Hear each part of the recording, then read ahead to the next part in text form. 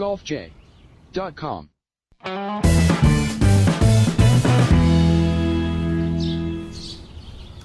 Hey, good evening, everybody. Welcome to our special U.S. Open recap edition of the Golf J podcast on FingerLakes1.tv. I'm Jim Shinnecock up here alongside Rhett Taccone and Doug Brown inside the FingerLakes1.com studios on the third floor of the North Park building in Shinnecock Falls, New York. It's Monday, June 18th, 2018, and tonight we're obviously going to talk about Koepka going back-to-back. We're going to talk about what happened with Phil Mickelson extensively, I assume, where Tiger was for the weekend.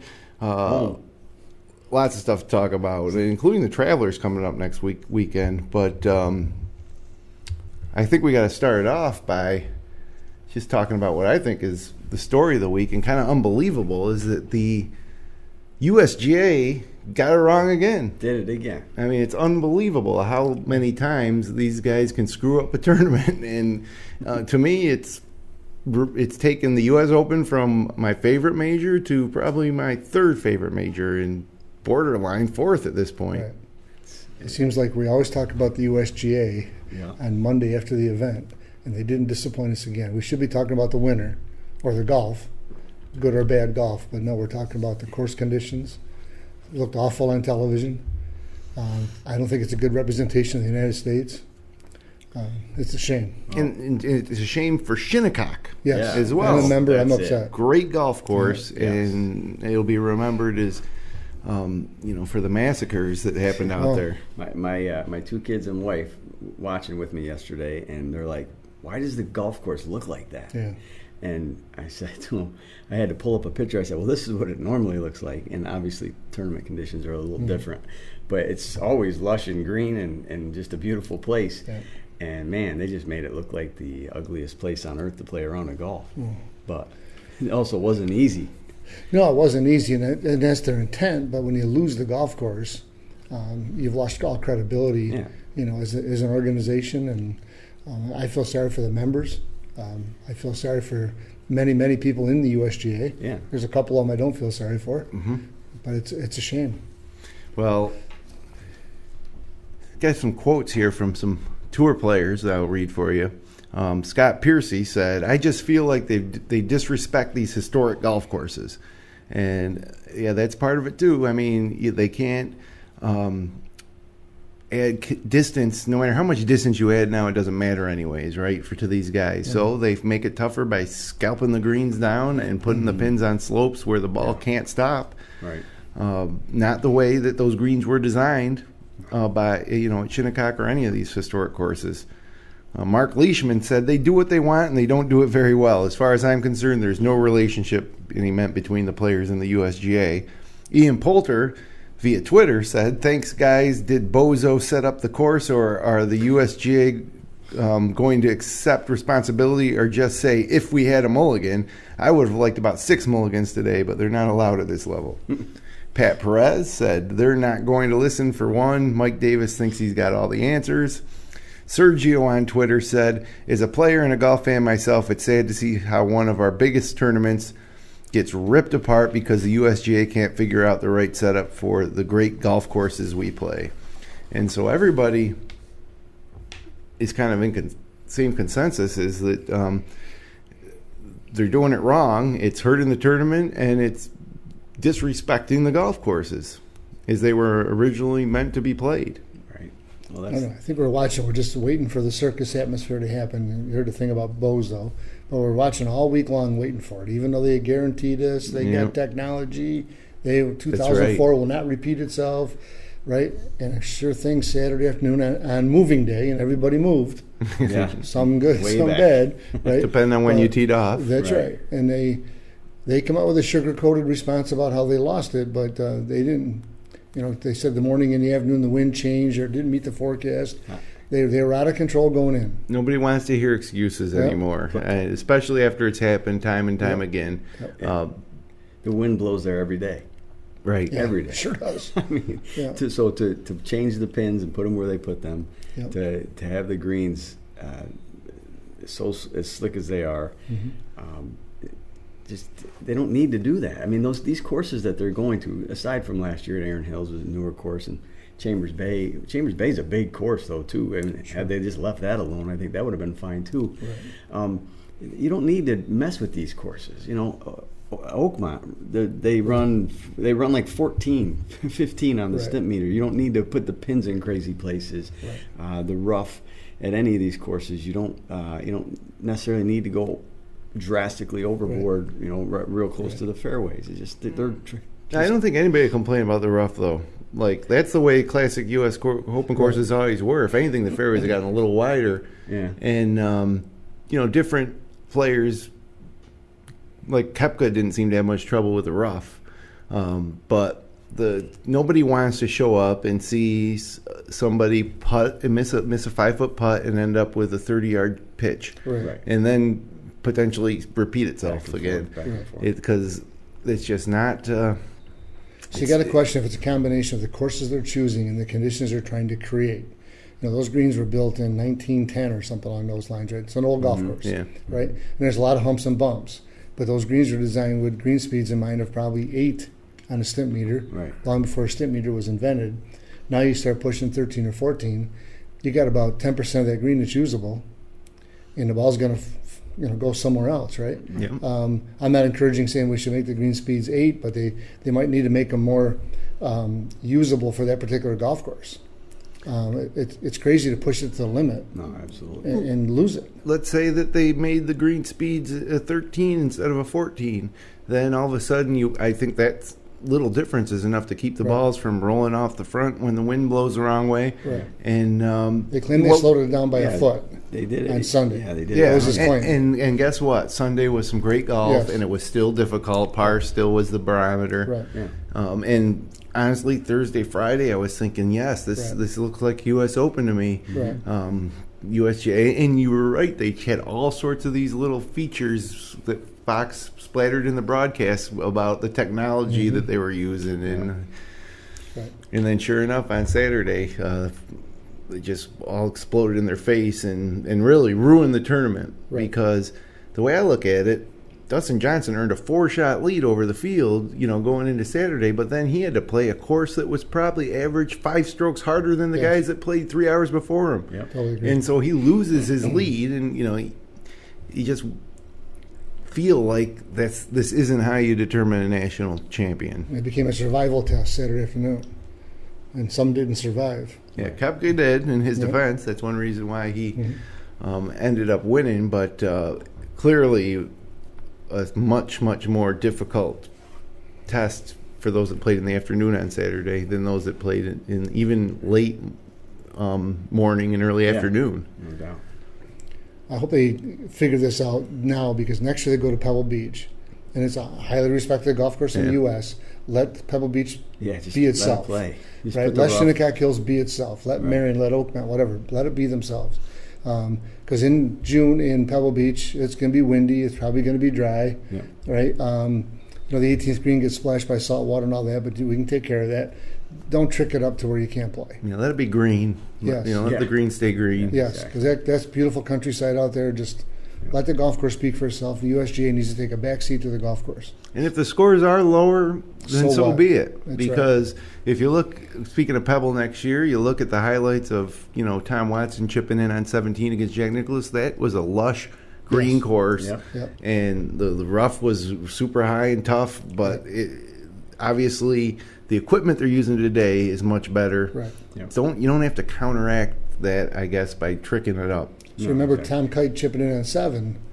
Which was, what year was that? 92. Okay. Yeah. And that 7th green was brown. Yeah, so they'd already... Okay, so they lost that with the wind and all that, but or they were losing it anyways. The wind was crazy that tournament, too. I remember that. It was very bad. They were hitting 3 irons. Somebody hit a 3 iron on 7. Yeah.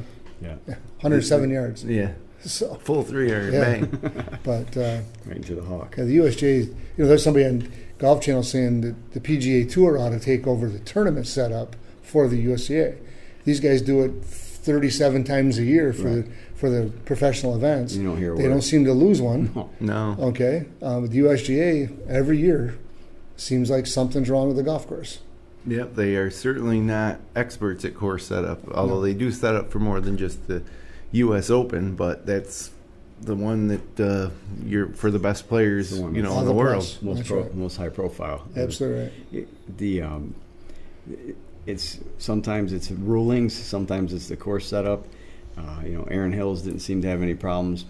Low numbers, big wide fairways, but just deal with the rough like they did in the past before we started getting into all these issues. Like I said, Jim, the rough it's okay to have that be where your penal areas are, where you're going to lose strokes. Right. Let them hold the greens a little bit and not have to worry about 3 and 4 putts.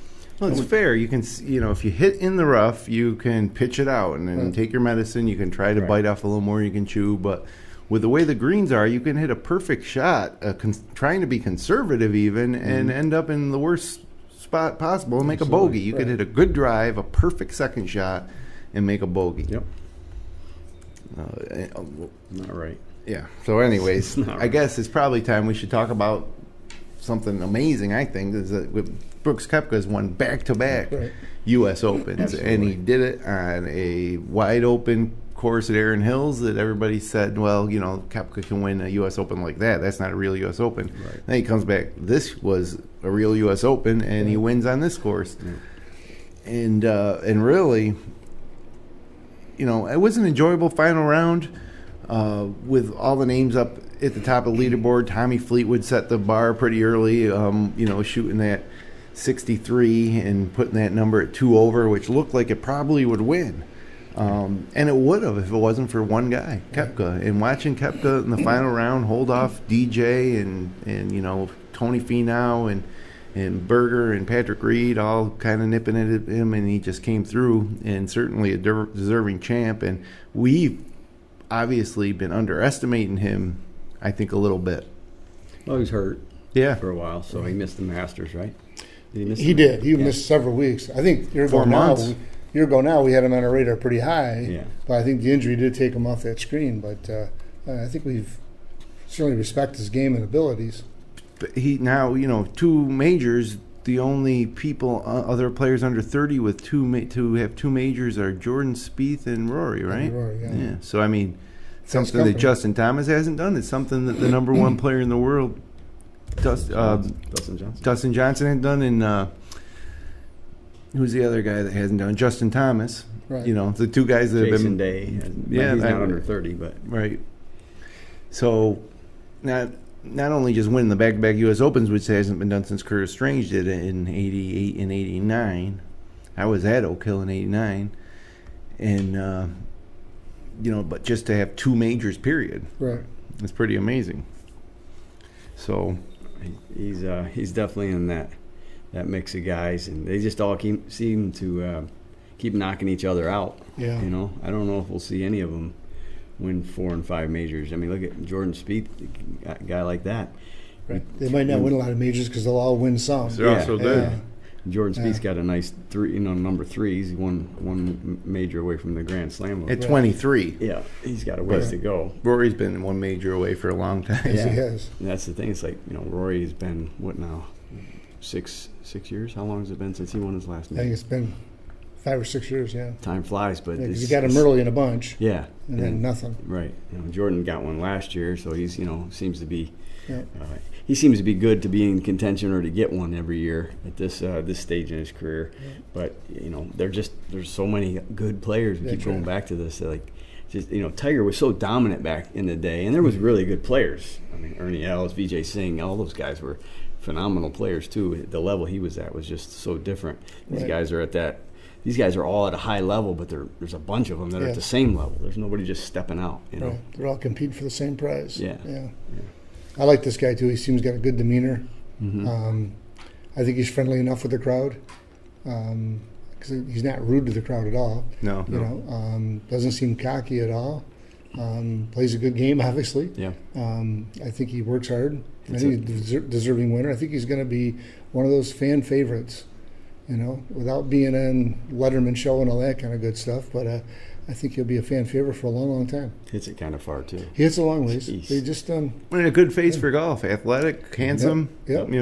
I mean, came up the hard way and understated. Right? Yeah, didn't get a scholarship to Florida, so he went to Florida State. Then got out of there and went on some tours in Asia The and Challenge Tour, yeah. across the world. In Europe. Earned his stripes. He's been on our tour now probably 3-4 years maybe. Yeah. So he's paid his dues. It's a great story. Absolutely. Curtis Strange, who ironically was part of Fox's coverage after which was perfect. Probably the best thing that happened with Fox's coverage was that Curtis Strange was there as somebody repeated as U.S. Open champ, which hadn't been done since he did it in 1989. But he had a great quote, I thought. He said, "The traditional U.S. Open player is changing. The player in general is changing. It's a different game than when Hale or Wynn and I were playing. You still have to put it in the fairway more often than not, but it's all about power." And Curtis Strange was never a powerful hitter at all. He was probably one of the shorter hitters on tour. Right. But he could make up for that with his precision and his creativity around the greens. Mm-hmm.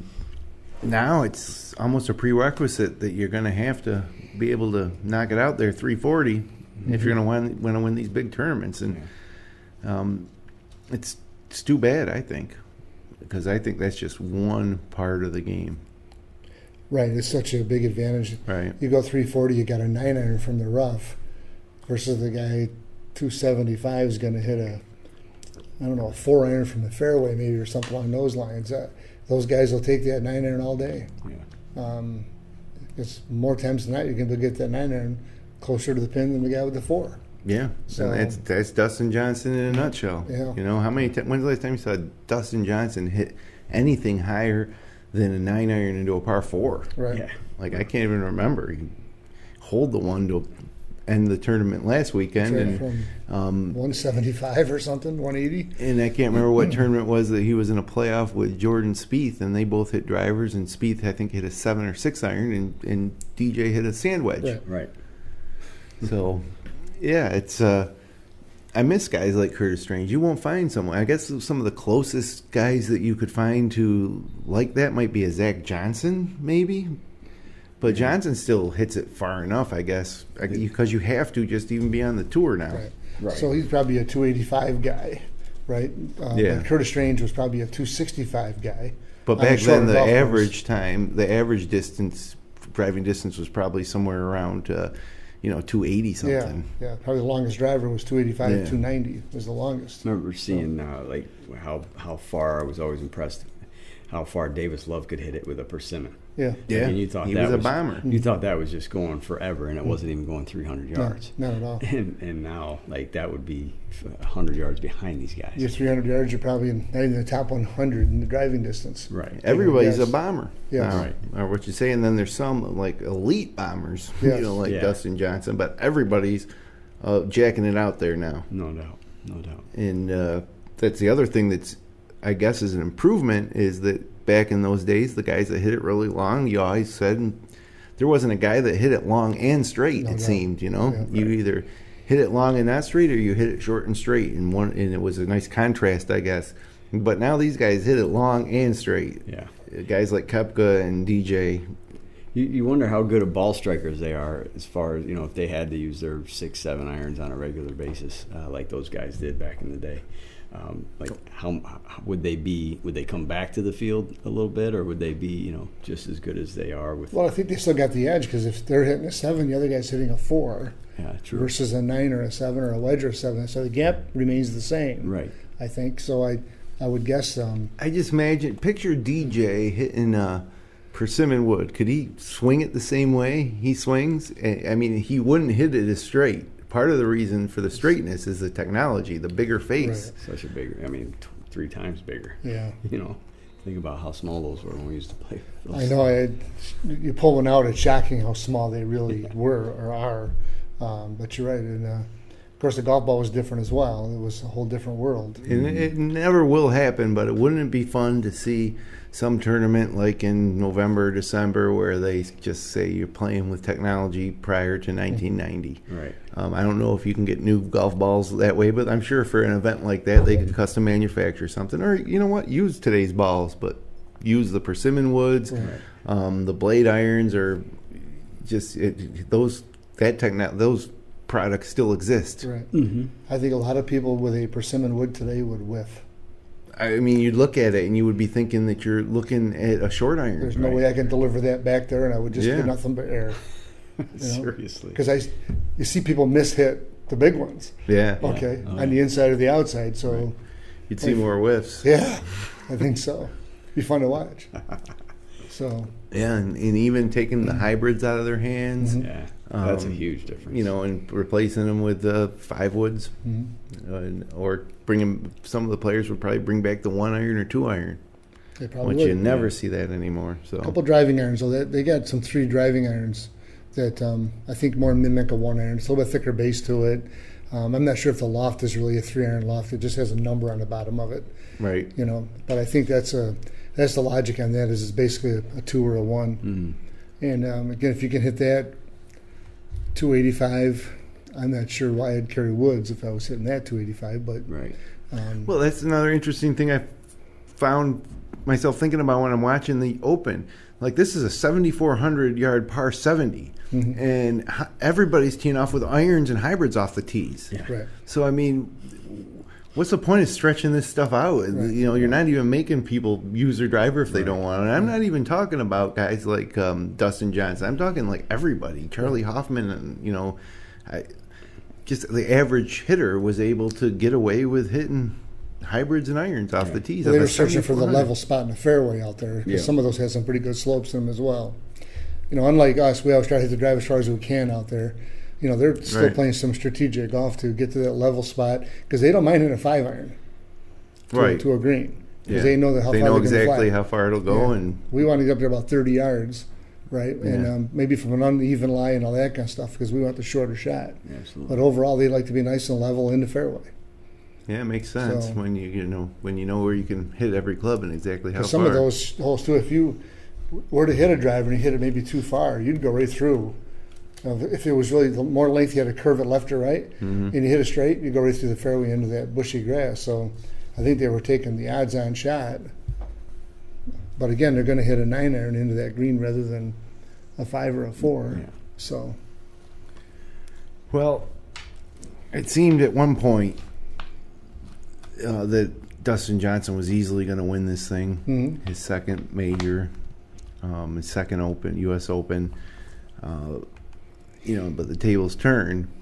18 PGA Tour victories for DJ was 2 years ago at Oakmont, right? So the last 3 years you've had 3 bombers and Koepka twice and Dustin Johnson win. But it's hard to believe that Koepka's got the major lead over Dustin Johnson. that's right.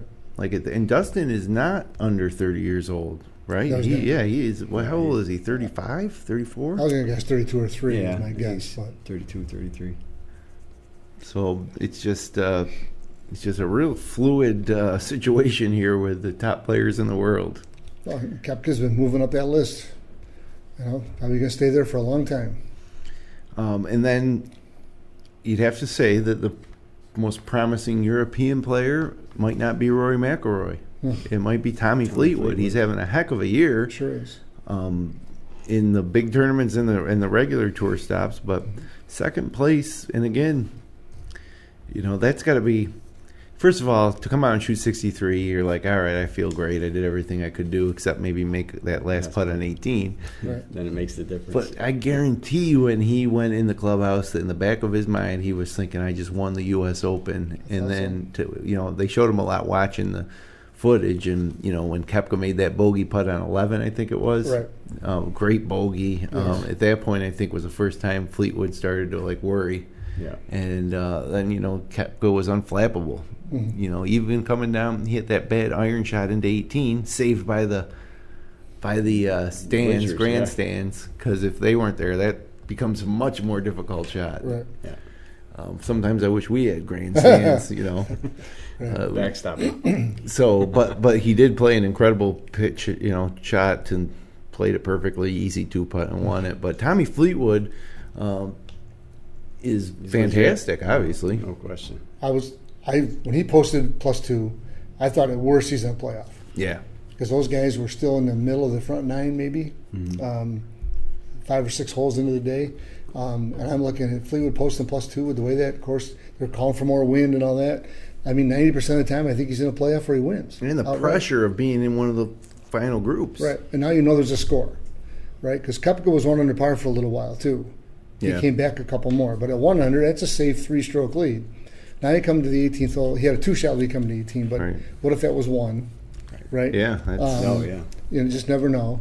And you know, Fleetwood has no control, but it's nice and comfortable to sit there and watch everybody fall apart. Oh, yeah, it's much easier to do what he did. Yes. Like, nobody in those final rounds was shooting anywhere near 63. They're not in that mindset at all. A couple of guys got off to Patrick Reed got off to a pretty good start. Could have been the way it looked when he got 5 out of 7 there, you know, looked like that could happen.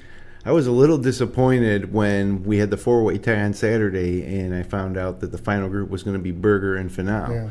Because at that point, it wasn't a 4-way tie anymore. You knew Berger and Finau weren't going to hold up in the final group. But if they could have been out ahead of those guys, that could have made a big difference. And kudos to both of them. They both played pretty good.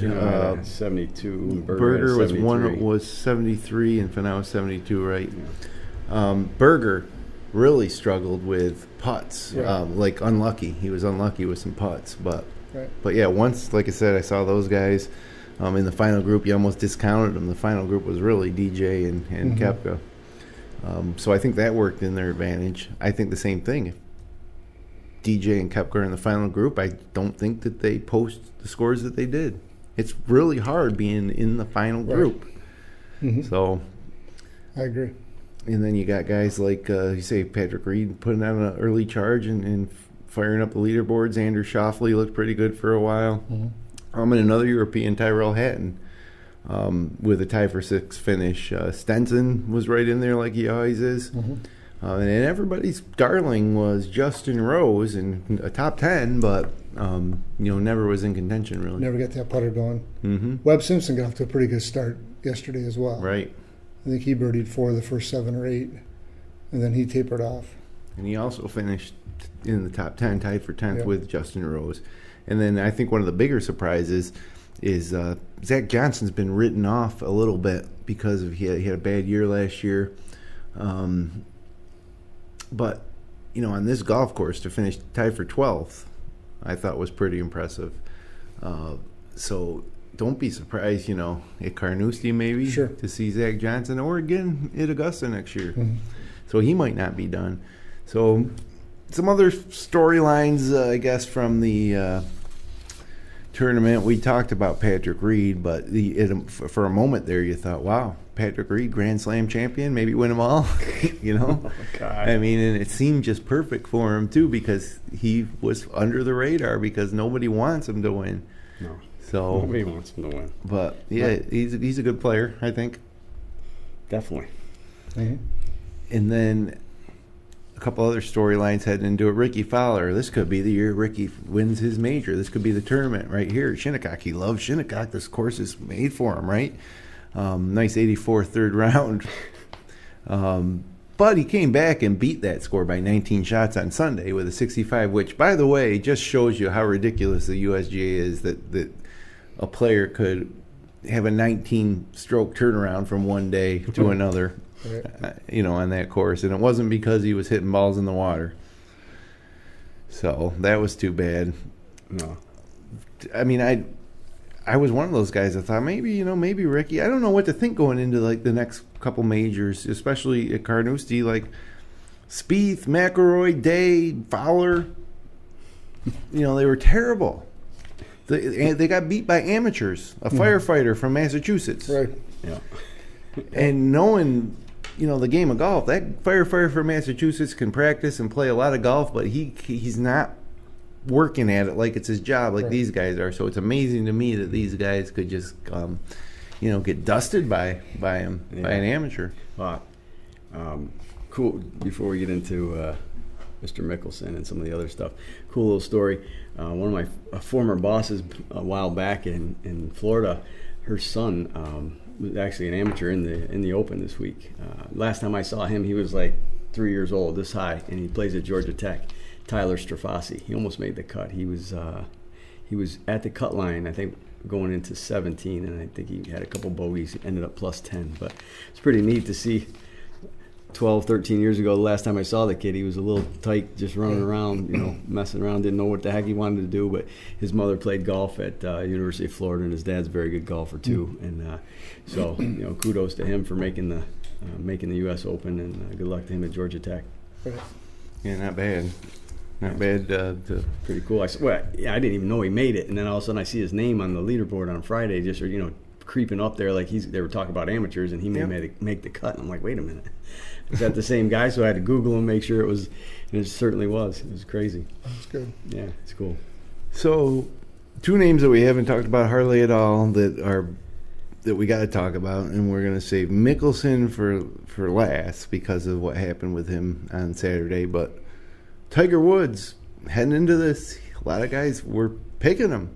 A lot of guys thought that he was ascending towards that resurgence and was going to at least contend. Mm-hmm. Right. But he missed the cut and, got eaten alive by that golf course. And I'm not, and it's easy now to look back and say that's not surprising. I'm a little surprised because he had played so well. But if you think about it, his ball striking's been pretty good, but and his putting's been better than it. And short game has been better than it has been, but it's still not up to that type of. And so you insert a little doubt, and you can't have any doubt on those greens. No. So I was disappointed only because it would have been nice to see Tiger Woods in the mix on Sunday, and we keep waiting for it. But Brownie, you're losing faith. I am. I didn't pick him last week to win for the first time in quite a while. I was a little concerned about the gap. He's, the triple bogeys. That's the gap that I don't see him having or should have. Like the first hole of the week, he makes triple bogey. Yeah. He hits the second shot, misses the green in a bad spot. A professional golfer is going to make a bogey at worst, right? He wasn't the only one, but it was awful to watch that ball roll up the hill, roll down the hill, right? And then he misses a 5-foot putt for bogey, whatever.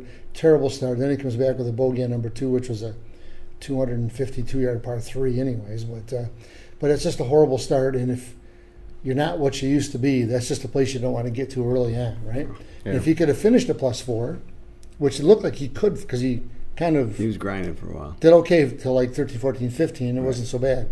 And then he caved in and ended up 8 over par. And then making the cut was certainly going to be in jeopardy.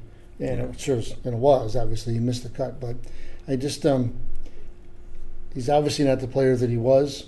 I don't know if I'm getting a little concerned about him coming and playing in our member guest and playing darts with us and all that kind of good stuff, and being a competitor. But I think the tour still would be better with him winning a couple more times, fading away, with some grace. And at whatever point in time that is, he's still only 42 years old. Yeah. Others have done well in that time frame, but he could have 10 more years. Yes. In the ball striking, it looks to be okay. The short game was certainly suspect. I think the putting was more suspect than anything else. Right. And it's been that trend for the last 2 or 3 weeks. The putting has been the culprit. And at that level, even though we talked about the bombers, you got to get the golf ball in the hole. Okay, and Brooks Koepka had one of the better putting weeks. I think he was second best on the whole bunch. Yeah, which is something that's overlooked with Koepka. Correct. What a great putter he is. Right, and that's what was overlooked when Tiger was in his heyday, was his putting, because he pulled these miraculous shots from 385 yards out of a bunker, right? But his short game was impeccable. Right. And that seems to be the big gap right now. And you can't have 36 putts out there and be competitive. You got to be, worst case, 31, and a lot of times 26, 27, 28. To be in contention. If you're going to be anywhere over 30, you better be leading the field in greens and regulation. Right. There's an offset on that stat, Tripp, so you're right. But if you're hitting 18 greens and you have 32 putts in your 400 par, right?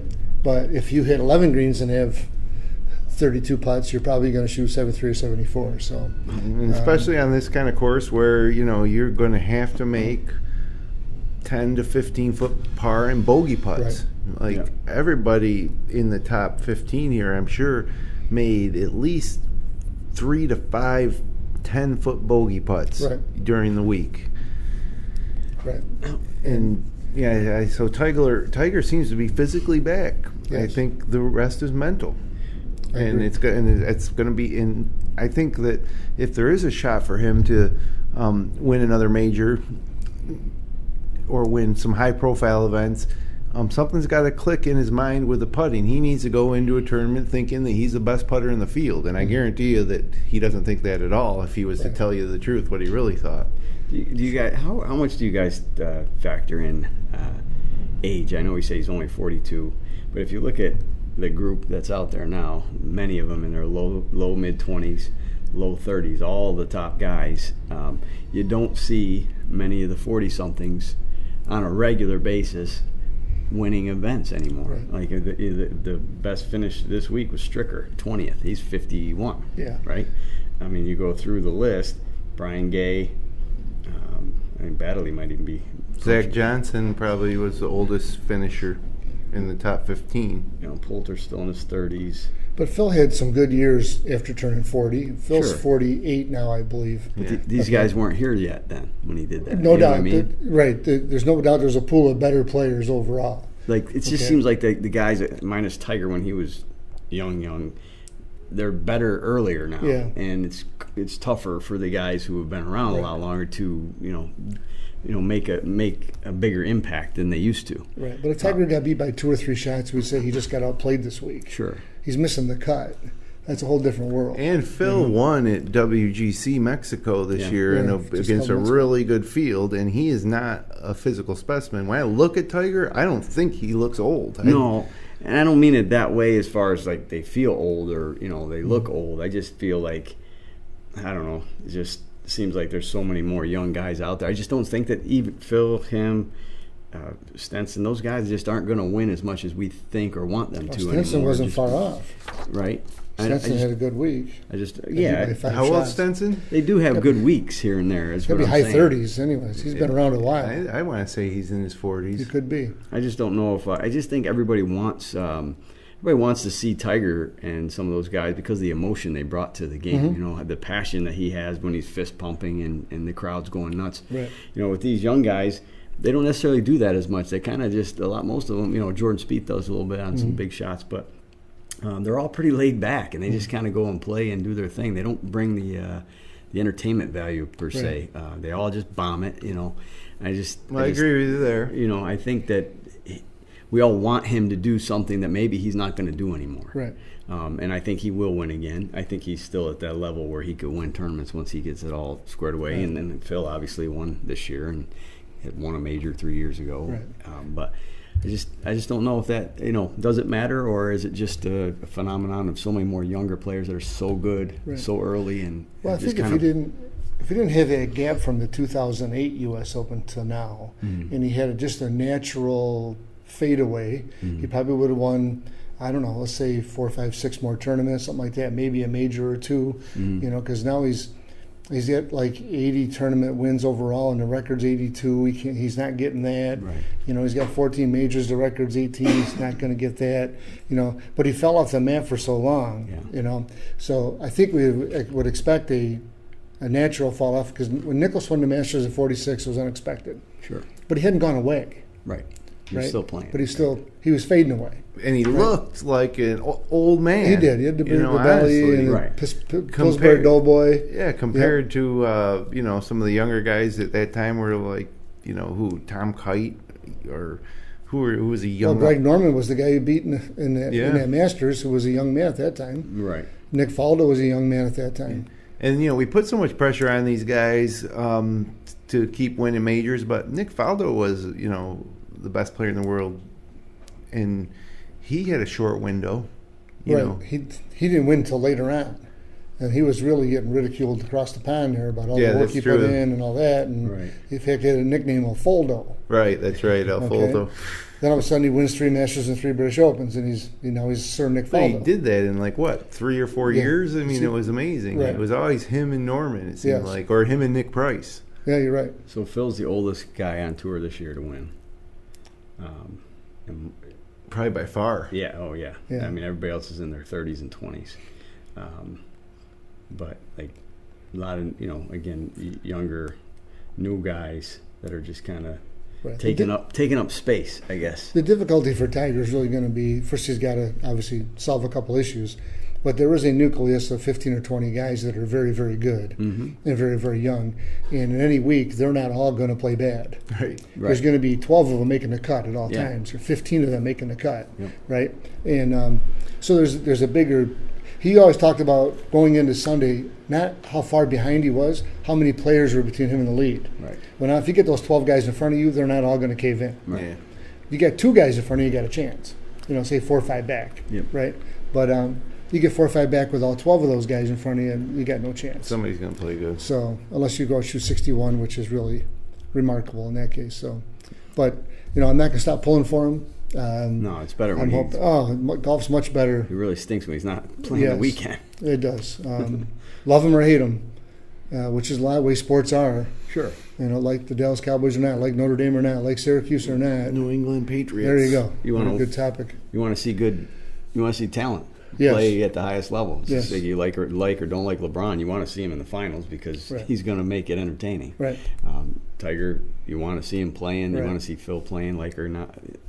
Those are guys you want around. Well, Phil didn't act his age this weekend. No. I mean, of course, everybody's seen it by now. He missed a putt that was going to run off the green. He ran up and slapped at it at the hole. And then he said, well, I knew the rules, so I was making a strategic decision to take the 2-stroke penalty. And I would feel a lot better about it if Phil had just said, when asked about it in the postgame, he was like, yeah, I was upset. I shouldn't have done it. I apologize for doing it, but I was totally flustered because the conditions are unfair. That's right. Yeah. If he'd have done that, or just let the ball take its natural course and then complain afterwards, he'd have been a hero, basically. Yeah. And now he's a zero when he got down to it.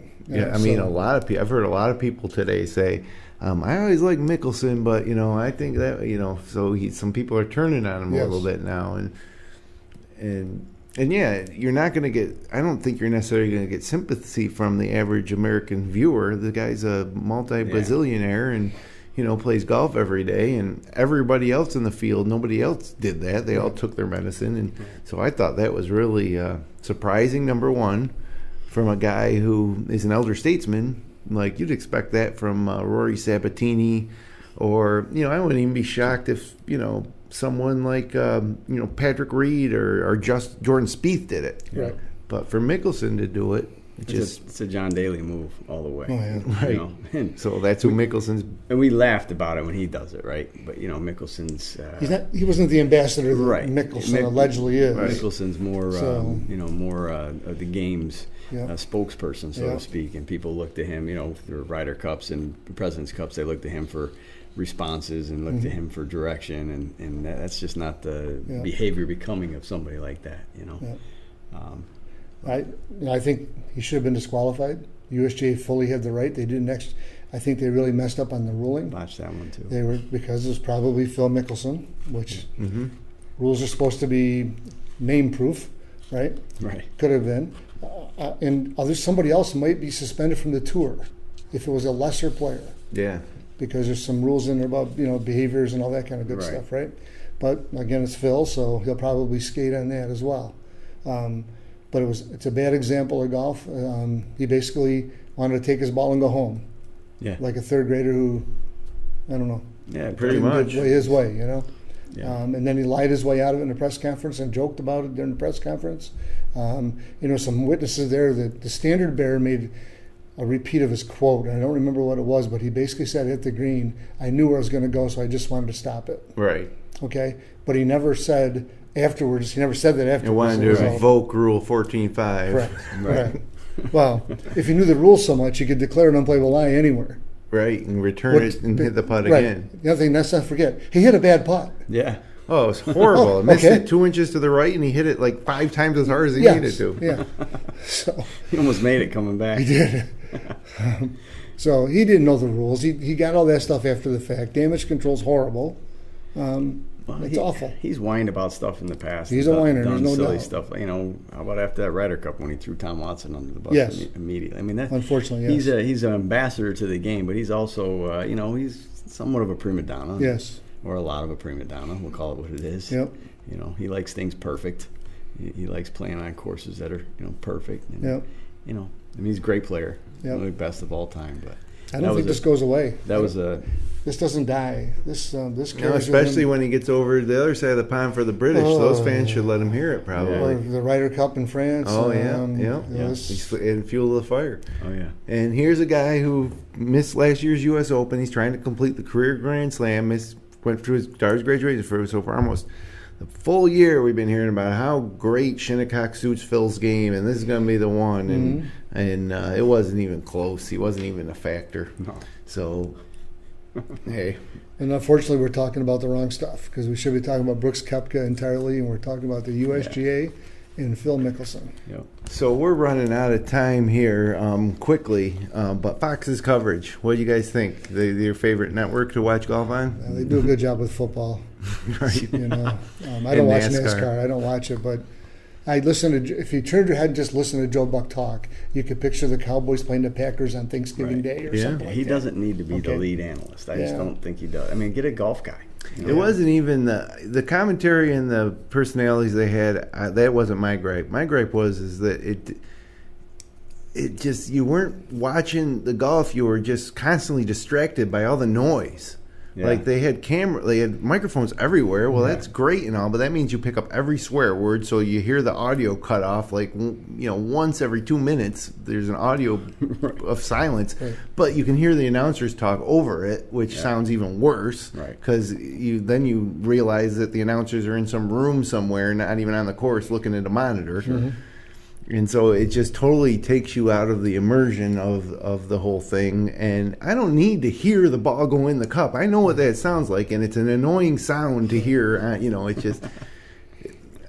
I think that's where they really missed the mark. I do like the tracer technology that they use. That's great. A lot. They were way ahead of everybody else on that, even back at that's the best Chamber Bay was the first time, right? TrackMan's great. So they do a nice job with that. Otherwise, maybe the broadcast itself was fine. The announcers missed a beat with me. And I like Paul Azinger, but the rest of them, I'm not a Curtis Strange fan as a broadcaster. Right. But Joe Buck he's good football, good baseball. Yeah, they might as well have Troy Aikman out there. Yeah.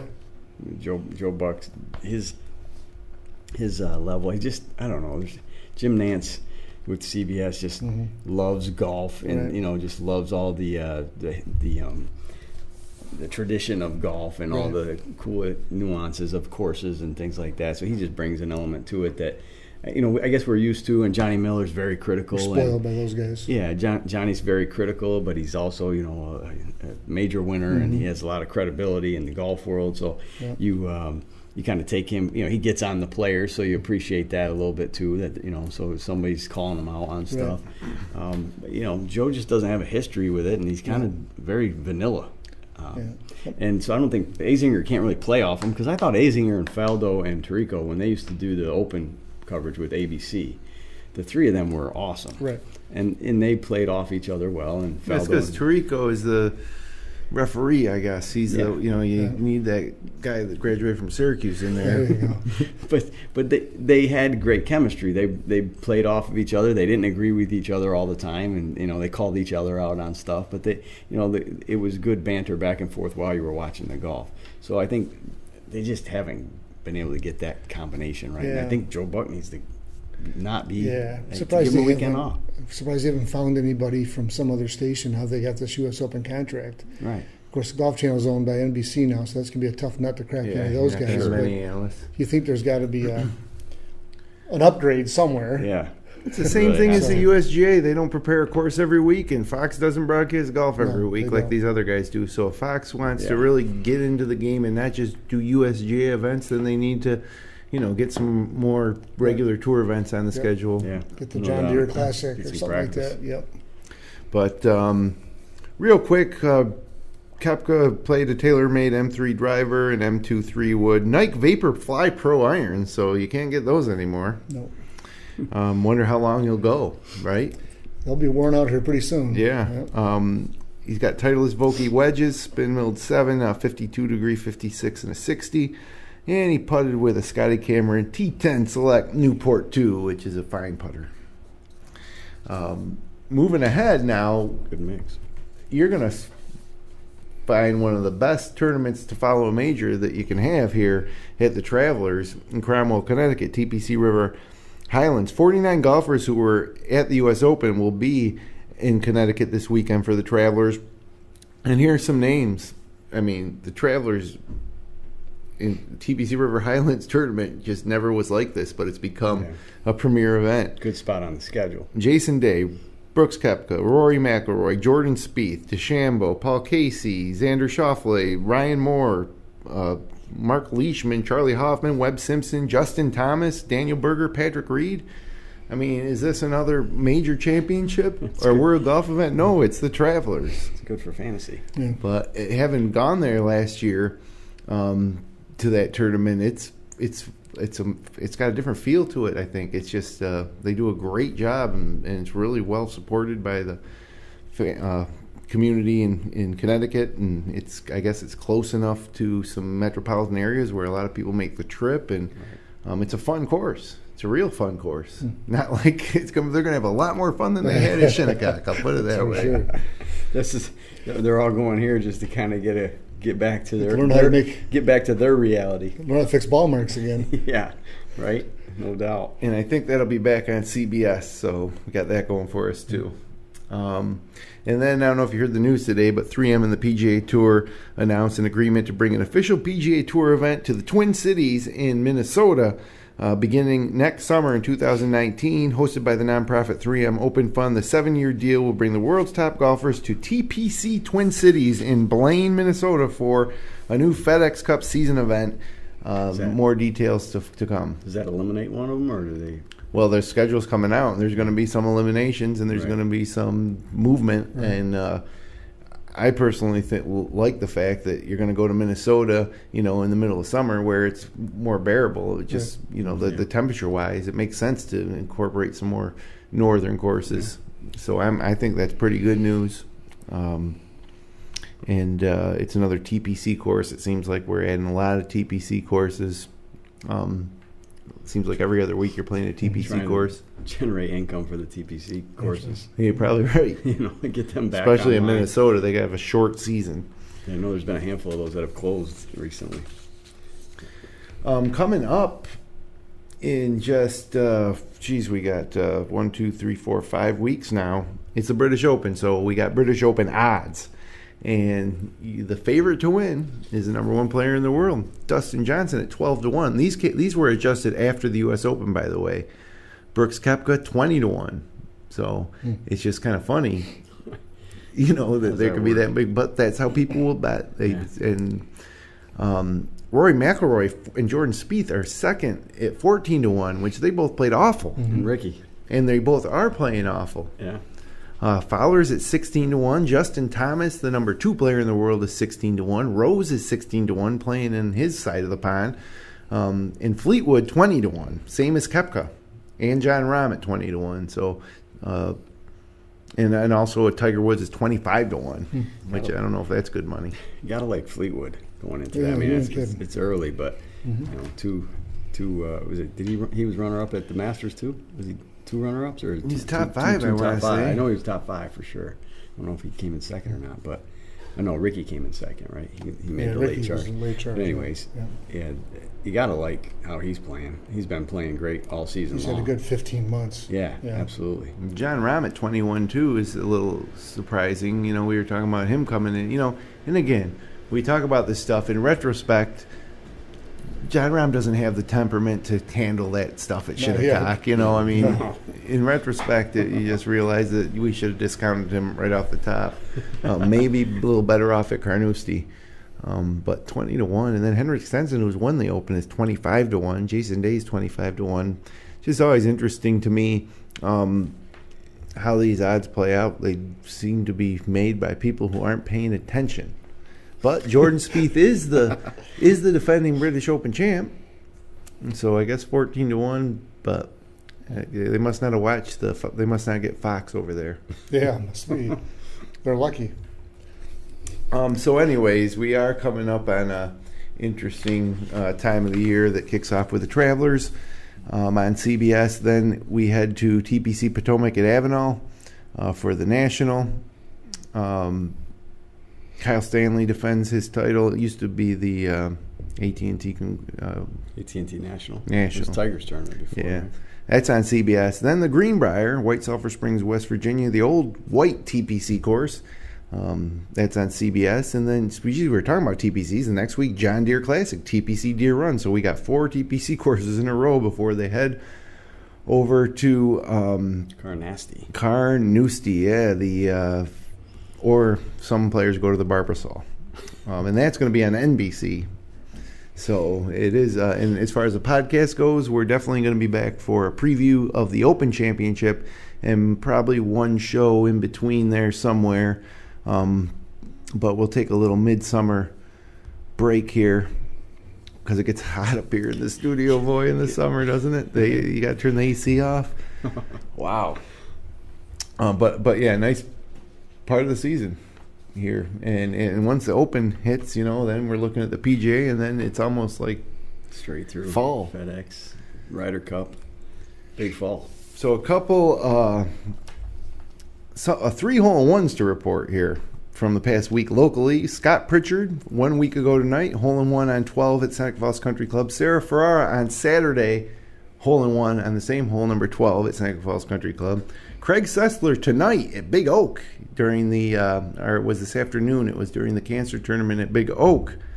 Aced the 6th hole for his first career hole-in-one. So 3 hole-in-one, and they were all firsts. Yes, they were. Yep. That's great. So nothing like getting that. You ever have a hole-in-one, Brownie? Nope. I don't know what it feels like. I know that he doesn't, but I have 2. I know you that had to I have ask him, 2, didn't so he has more club championships, but I know that feeling of recording a 1 on the scorecard. On 12, the same as Scott and Sarah, and on 17 at Seneca Falls. I almost had one at 12. That far. I've almost had a lot on 12 over the years, but only 1. It's crazy. It's it's easy to come close. It's tough to get it to go in, or for some people, I guess, holes in ones are elusive. It doesn't matter how. I mean, yes, you got to hit a good shot to have a chance, but it really doesn't matter if I've hit lots of good shots, and right. Only 1 of every 1,000 good shots on hole 12 that I've hit actually went in the hole. And I'm sure you've hit thousands of good right. shots on 12. You hear more stories about phenomenal shots that ricochet off things or bounce crazy and stuff like that. Sit on the lip. Off a shovel on the 17th green. That's happened. That you left behind. Yep. Into the hole, that type of stuff. Rob Miller playing in the tournament at Highland, totally sculled I want to say, I don't remember what club it was, but worm burner right up the approach and in onto the green in the hole. Yeah. Ball never got more than 2 feet off the ground Right. for his first career hole-in-one. So, and then another fun fact, Matt Ferrara, a guy we play golf with, has a albatross, but not a hole-in-one. Which would you rather have? So I have 2 double eagles, but nobody will You ever do ask. too, right? Nobody ever asks you that. They'll Yeah. ask you, "Oh, you play golf? How many holes in one you got?" None. And the guy next to you who shoots a lot higher than you's got 12. Yeah, that's right. But nobody will ever ask you about the other. So, Yeah. Skill. So you'd rather have the 1 than the albatross. well, right now I'd rather have the 1 because I Yeah. don't have one. But I got my tombstone engraved that it says he never had one. So that's subject to interpretation. That's but right. I'm hopeful that one of these days I'll get lucky enough to experience what that feels like. Gotta get one. And I have no problems with the cost of the bar tab when that happens, if and when that happens. The thing is, you only need 1. I know. Right? 18 doesn't even, how many you got? 12. Well, I've kind of made it my career goal to get all of them at Seneca Falls Country Club. I've got 12 and 17, and so now I want 3 or 7, and I have come close, hit the pin. One time I hit when I was really young, before I had any hole-in-ones, I hit a 4-iron that flew into the cup on 3, and everything came out, the pin and everything, and dirt everywhere, but the ball came out too. So that's kind of one of my secret life goals in golf, was to ace all 4 at that course. I don't know if it's ever been done. It may have been, but we will talk about it on the show if it ever Yeah, happens. I'm sure somebody will tell us. I don't. Well, anyways, thanks for spending some time with us on the GolfJ.com podcast. Connect with us online at Twitter, at the GolfJ, Instagram at the _GolfJ, on Facebook at facebook.com/GolfJ. All of our episodes and the best of the wide world of golf on the web can be found at GolfJ.com. We'll be back in a couple weeks, certainly to preview the Open at Carnoustie at 9 o'clock on Monday. Until then, hit 'em long, not often.